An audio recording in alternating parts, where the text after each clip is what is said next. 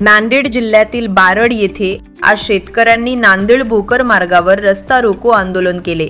अतिवृष्टीमुळे पिकांचे मोठ्या प्रमाणात झालेले नुकसान, पीक विमा दावे प्रलंबित असणे तसेच कर्जमाफीची मागणी या कारणांवरून शेतकरी संतप्त झाले। आंदोलनादरम्यान शेतकरी मोठ्या संख्येने रस्त्यावर उतरले होते। त्यांनी प्रशासन आणि शासनाविरोधात जोरदार घोषणाबाजी केली। शेतकऱ्यांचे म्हणणे आहे की अतिवृष्टीमुळे खरीप हंगामातील पिके नष्ट झाली असून त्यामुळे शेतकरी आर्थिक संकटात सापडले आहेत। यावर तातडीने मदत न मिळाल्यास पुढील काळात आंदोलन अधिक तीव्र करण्याचा इशारा देण्यात आला आहे। शेतकऱ्यांच्या प्रमुख मागण्या अशा: नुकसानग्रस्त शेतकऱ्यांना तातडीचे अनुदान द्यावे, पीक विमा दावे मंजूर करून तात्काळ मदत करावी, शेतकऱ्यांचे थकीत कर्ज माफ करावे, शेतकरी प्रतिनिधींनी शासनाने त्वरित निर्णय घेऊन मदत करावी असे आवाहन केले। आंदोलन करण्यात आलं आहे।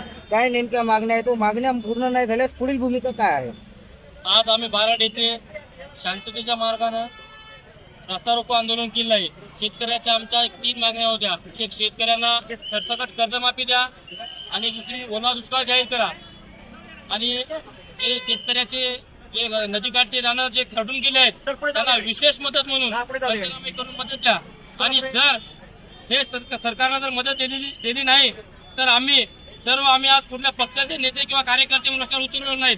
आम्ही जे आज उतरलो रस्त्यावर ते आम्ही एक शेतकरी म्हणून आणि आम्ही एक शेतकऱ्याचं लेकरू म्हणून आमच्या शेतकऱ्याची काय अवस्था आहे ते आम्हाला जाणीव आहे। म्हणून आम्ही आज जाणीवपूर्वक सर्व शेतकरी घेऊन बारड परिसरातील व मुदखेड तालुक्यात शेतकरी घेऊन आम्ही रस्त्यावर उतरलो आहोत। आणि यानंतर जर सरकारनं आमचा अंत जर पाहिला तर आम्ही साम दाम दंडभेद सर्व वापरू आणि या सरकारला रस्त्यावर सुद्धा फिरू देणार नाही। आणि जर आमच्या मागणी मान्य नाही केल्या तर आम्ही फक्त बारडच नाही तर अख्ख्या महाराष्ट्रामध्ये तीव्र आंदोलन छेडू, एवढा ज्या क्षणी मी इशारा देतो आणि थांबतो। ही फार मोठी मागणी आहे आणि तुम्हाला सांगू इच्छितो की आता म्हणल्याप्रमाणे पंजाबमध्ये हेक्टरी 50,000 रुपये अनुदान सरकार देतं, परंतु आपल्या इथलं राज्यातलं सरकार 50,000 रुपये द्यायला काटकूट करतं। याचं कारण आहे त्या ठिकाणचा वटलेला एक वटलेला शेतकरी आहे।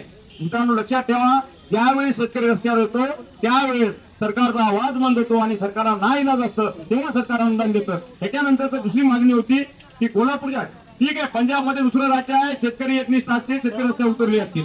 महाराष्ट्रामध्ये कोल्हापूरला काय काय केलं तुम्हाला माहिती आहे मित्रांनो? राजूवर साहेब, मला माहिती आहे की सरकारने या कोल्हापूरवासियांना काय केलं, त्यांना दिलेलं आंदोलन आहे। त्यांना जी मदत दिली ती कोल्हापूरच्या धर्तीवर सरसकट कर्जमाफी केली। त्याच्यानंतर दुसरे म्हणजे हेक्टरी 50,000 रुपये दिले। आमची मागणी हेक्टरी 1 लाख रुपयाची आहे, रास्त आहे। आता मी तहसीलदार साहेब या ठिकाणी आहेत, त्यांना विचारतोय काय सांगा, कारण मंत्र्यापर्यंत आपण पोहोचलेलं ते पोहोचतात, पण दुसरी गोष्ट तर आमदार खासदार कोणत्या पक्षात मी पक्षावर टीका करत नाहीये, पण अजूनही करायचं नाही। मला मी पक्ष अंतर घेऊ शकलो असतो पण घेतल्या नाही आम्ही। आम्हाला शेतकऱ्यांना सांगितलं की दादा आपल्याला फार नुकसान होतं, आपण शेतकरी म्हणून उतरू त्या रस्त्यावर, आपल्याला पक्षाची काही गरज नाही।